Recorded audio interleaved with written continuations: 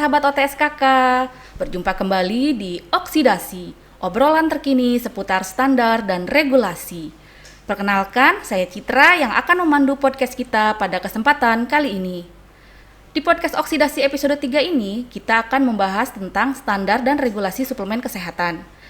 Dan saya nggak sendiri tentunya, karena kita akan ditemani oleh Koordinator Kelompok Substansi Standarisasi Suplemen Kesehatan dan Obat Kuasi, Ibu Erni Rahmawati, SSI Apoteker, M.Biomed, PhD. Selamat siang Bu Erni, apa kabar? Selamat siang Mbak Citra, kabarnya alhamdulillah sehat. Alhamdulillah luar biasa, sehat selalu ya Bu. Terima kasih ya Bu sudah meluangkan waktunya untuk bisa menjadi narasumber di Oksidasi episode 3 kali ini. Nah Bu, di episode kita kali ini nih kita akan membahas mengenai standar dan regulasi suplemen kesehatan. Sudah siap Bu? Siap. Oke, mantap. Nah, tapi Bu, sebelum kita masuk nih ke topik utamanya, saya ingin bertanya dulu nih Bu, pertanyaan mendasar. Saat ini nih ya Bu, terutama pada saat pandemi COVID ini Bu, banyak sekali orang mencari tentang suplemen kesehatan, membeli, menggunakannya agar tetap sehat tubuhnya Bu. Tapi sebenarnya apa sih suplemen kesehatan itu Bu? Dan apakah berbeda dengan suplemen makanan? Karena di pasaran itu istilahnya macam-macam Bu, ada suplemen kesehatan, suplemen makanan gitu Bu. Mohon pencerahannya Bu. Oke. Jadi ada definisinya sesuai peraturan. Suplemen kesehatan adalah produk yang dimaksudkan untuk melengkapi dan memperbaiki zat gizi, memelihara, meningkatkan dan atau memperbaiki fungsi kesehatan, mempunyai nilai gizi dan atau efek fisiologis, mengandung satu atau lebih bahan berupa vitamin, mineral, asam amino dan atau bahan lain, bukan tumbuhan, yang dapat dikombinasikan dengan tumbuhan. Kemudian pertanyaan yang kedua ya. Iya, apa perbedaannya gitu? Kan ada istilah suplemen makanan soalnya Bu. Ya. Jadi dulu di Indonesia itu kita menggunakan istilah suplemen makanan. Sebenarnya sama sih suplemen makanan dengan suplemen kesehatan. Namun secara resminya itu pada tahun 2019 pada saat kita menerbitkan peraturan tentang persyaratan mutu suplemen kesehatan di tahun 2019 itu istilah suplemen makanan sudah diganti menjadi suplemen kesehatan. Istilah tersebut juga menyesuaikan dengan terminologi yang dipakai pada saat kita melakukan harmonisasi standar dan regulasi di ASEAN. Jadi digunakan di ASEAN itu istilah health supplement. Di Indonesia kita sebutnya sebagai suplemen kesehatan dan sering kita singkat dengan istilah SK. Oh baik Bu, jadi tahu nih sekarang ternyata sama saja ya Bu, hanya sekarang menggunakan istilah suplemen kesehatan. Berarti setelah mendengar penjelasan Ibu tadi tentang suplemen kesehatan nih, ternyata SK juga bisa mengandung bahan herbal atau tumbuhan ya Bu? Ya, karena tumbuhan atau herbal itu merupakan bagian dari makanan yang kita konsumsi sehari-hari. Nah, suplemen kesehatan sendiri itu pada dasarnya berawal dari makanan yang kita konsumsi. Namun kemudian suplemen kesehatan itu dibuat dalam bentuk-bentuk sediaan farmasi seperti tablet, kapsul, dan bentuk-bentuk sediaan yang lainnya. Nah, awalnya itu suplemen kesehatan itu biasanya mengandung vitamin, mineral, asam amino. Kemudian bisa saja dikombinasi dengan tumbuhan atau herbal atau yang bukan herbal seperti enzim, probiotik. Nah, itu dimungkinkan karena itu merupakan bagian ada di dalam makanan kita sehari-hari. Namun untuk tumbuhan untuk dimasukkan sebagai bahan aktif suplemen kesehatan, dia harus dalam bentuk yang terkonsentrasi. Makanya hanya diperbolehkan dalam bentuk isolat, kemudian ekstrak, fraksi. Jadi jarang tuh yang dalam bentuk powder atau serbuk. Kalaupun dalam bentuk serbuk atau powder harus dilakukan pengkajian dulu, karena kita harus menilai apakah efektif, karena jumlah dalam bentuk serbuk itu biasanya jauh lebih kecil dibandingkan kalau bentuk ekstraknya. Dosisnya juga harus lebih banyak kalau bentuk powder atau serbuk tersebut dibandingkan dalam bentuk ekstrak. Demikian penjelasannya untuk herbal atau tumbuhan yang digunakan sebagai bahan aktif suplemen kesehatan. Jelas sekali Bu Erni, terima kasih. Ternyata memang berbeda ya Bu, ternyata produk obat tradisional seperti yang telah dibahas di podcast episode sebelumnya Bu, itu sudah dibahas tuh obat tradisional, dan ternyata berbeda sekarang nih dengan suplemen kesehatan.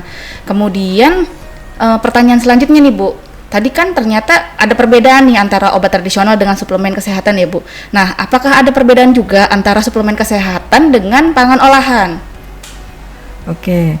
Kalau untuk pangan olahan, bedanya dengan suplemen kesehatan itu biasanya dalam bentuk sediaannya.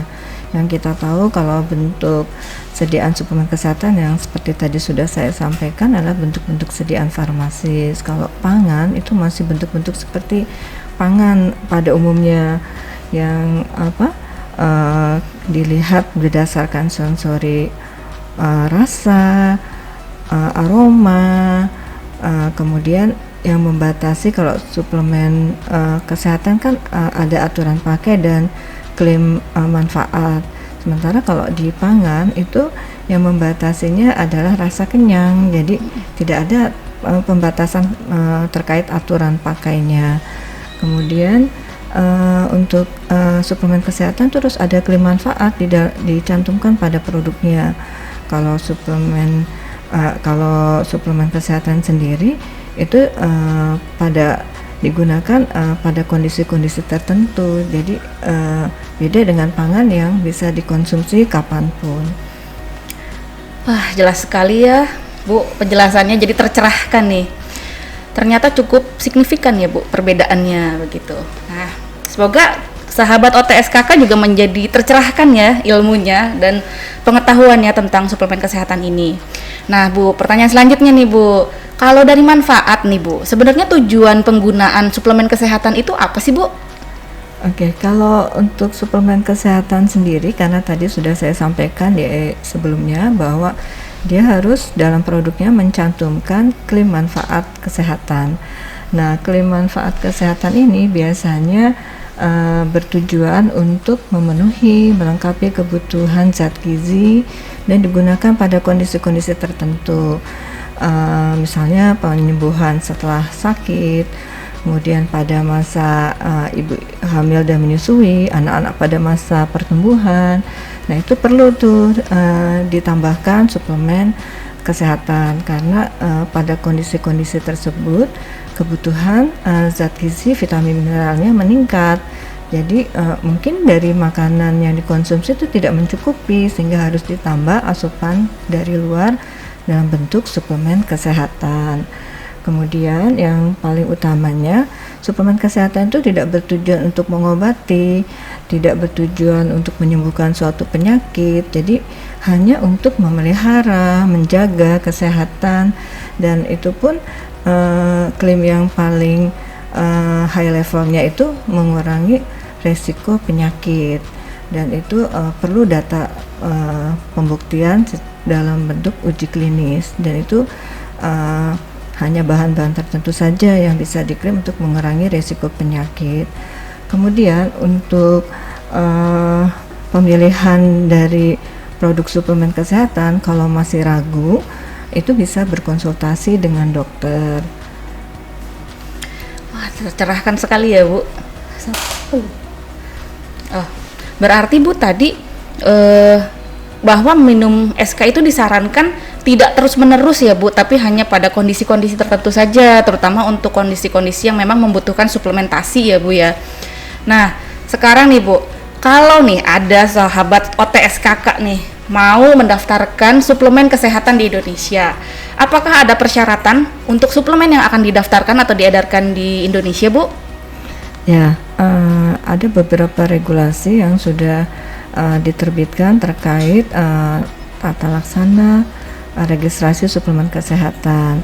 Nah, di antaranya yang terkait dengan registrasi itu tentang pengawasan suplemen kesehatan, peraturan tentang persyaratan mutu, dan persyaratan tentang registrasi suplemen kesehatan itu sendiri. Nah, di dalam persyaratan registrasinya, suplemen kesehatan itu harus memenuhi persyaratan terkait keamanan, kemanfaatan, mutu, dan penandaan. Karena penandaan itu nanti yang akan dilihat oleh konsumen dalam pada saat memilih produk suplemen kesehatan. Jadi penandaan itu juga dievaluasi oleh Badan POM. Baik Bu, berarti tadi ada 4 kriteria ya Bu, kriteria keamanan, kriteria manfaat, mutu, dan penandaan. Apakah bisa dijelaskan satu persatu Bu terkait kriteria-kriteria tersebut biar sahabat OTSKK ini semakin jelas nih? Baik, untuk kriteria keamanan itu ada beberapa acuan bahwa keamanan itu harus bisa dibuktikan dalam data berupa empiris dan data ilmiah. Kemudian untuk mutunya, untuk persyaratan mutunya bisa mengacu kepada ketentuan sesuai farmakope Indonesia, farmakope herbal, maupun farmakope dari negara lain atau referensi ilmiah yang diakui. Kemudian untuk mutunya ini harus memenuhi persyaratan untuk fasilitasnya harus memenuhi ketentuan cara pembuatan yang baik. Apakah itu cara pembuatan obat yang baik, cara pembuatan obat tradisional yang baik, atau cara pembuatan pangan olahan yang baik. Jadi untuk industrinya memang di suplemen kesehatan tidak ada yang spesifik untuk industri suplemen kesehatan. Biasanya industrinya bisa berupa industri farmasi yang menerapkan cara pembuatan obat yang baik, bisa industri obat tradisional yang telah menerapkan cara pembuatan obat tradisional yang baik, atau industri pangan yang telah menerapkan cara pembuatan pangan olahan yang baik. Demikian. Baik Bu Erni, ternyata skup dari produsen suplemen kesehatannya cukup luas ya, karena industri pangan sendiri boleh ternyata ya untuk memproduksi atau membuat suplemen kesehatan. Nah, ada nggak sih Bu persyaratan khusus untuk industri pangan ini sendiri? Untuk industri pangan, karena memang industri pangan ini selain memproduksi suplemen kesehatan, dia juga memproduksi, utamanya adalah memproduksi pangan, maka biasanya bentuk-bentuk sediaannya juga terbatas ya. Biasanya hanya yang bentuk-bentuk sediaan yang memang diproduksi di industrinya, misalnya bentuk sediaan oral, cairan oral, kemudian serbuk yang dilarutkan, kemudian ada juga tuh yang kayak bentuk-bentuk gummy gitu. Itu bisa tuh diproduksi oleh industri pangan. Sementara kalau bentuk-bentuk sediaan yang lain itu umumnya diproduksi oleh industri obat tradisional atau industri farmasis. Baik Bu, berarti kalau industri pangan dibatasi bentuk sediaannya ya Bu, sedangkan untuk bentuk sediaan farmasi sendiri hanya untuk industri farmasi, industri obat tradisional. Ya Bu, baik Bu. Nah, tadi kan kita sudah bahas nih Bu terkait bentuk-bentuk sediaan yang boleh diproduksi sebagai suplemen kesehatan. Tapi apakah ada nih Bu bentuk sediaan yang dilarang sebagai suplemen kesehatan?